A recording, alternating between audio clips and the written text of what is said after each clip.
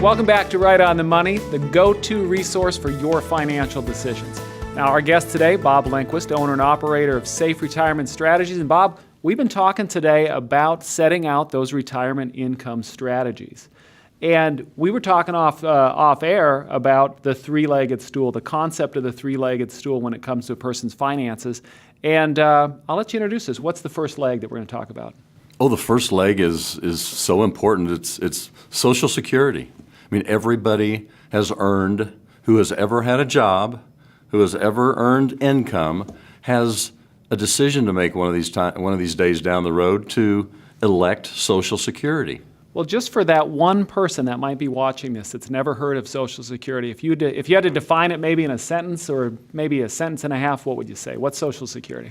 It's guaranteed income for life. The government supports it, backs it, has since 1935. Really? And Dennis, what's interesting to me is Ida Mae Fuller was the first Social Security recipient.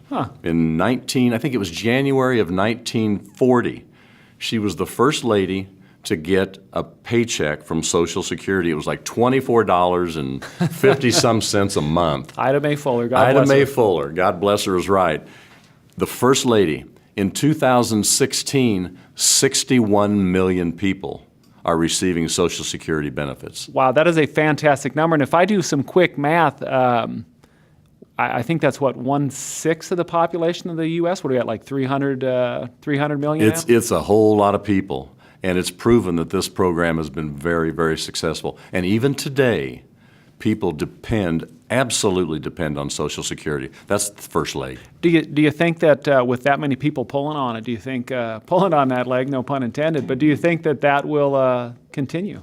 I hope it does. I hope it does. There's a lot of conversation around Washington, D.C. about the stability of Social Security, and I'm just convinced that those that are out there listening that are worried about whether they're going to get their check or not, I think the people, a personal opinion, from 10 years till age 65, my personal opinion is I don't think they're going to have a problem at all. There may be some adjustments done for people that are younger today. The only constant is change.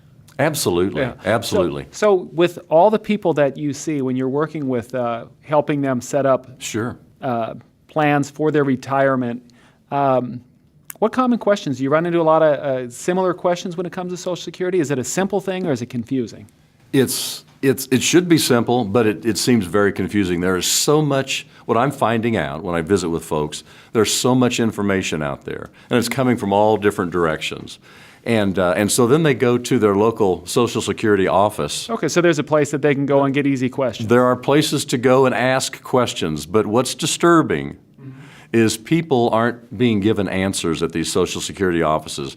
They're really not trained to make recommendations to folks. Really? So I get some clients that come into my office and they thought they had this figured out and they wanted to go to the right spot to get these answers, and they got none. And so they need help. They come in and they say, Bob, we thought we could maybe take care of this first step and really better understand this, and that's not what's happening. It's like you go to a drugstore and you get those machines that are put around your arms and they get your blood pressure. Your blood pressure, and they give you a fancy number, and then people really don't know what that number means.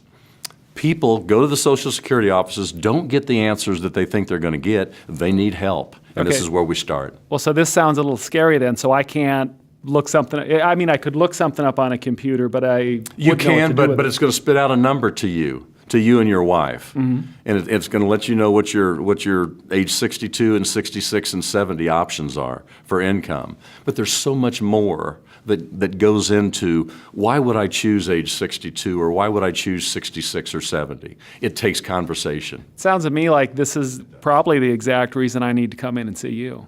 It's a great start. There's other things that we need to talk about as well, but Social Security is the foundation. It's a great start, but people really, because there are so many options, they really have to better understand what these options are. So, Bob, I have to ask, if my wife and I came into the office, what kind of strategies would you talk to us about? Would you be able to help us that way? Oh, we sure would. We'd start with Social Security. We have a program that's available. We plug in maybe numbers from their most recent statement. And this program will spit out all these different options. And then I look at you and your wife and I say, okay, there's all kinds of choices that you can make.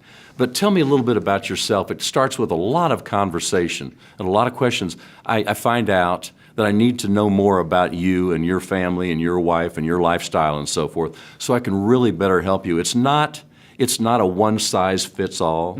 Everybody has different needs and everybody has different desires and so forth. And so it's Social Security, but it's so much more than that. So it sounds like the Social Security leg of this three-legged stool. It sounds like it's a pretty important leg. It's a great leg. It's a great start, yes. And it sounds also like it's not as easy as one might think it is. And we don't find it to be as easy as we were hoping that it should be. But I help people.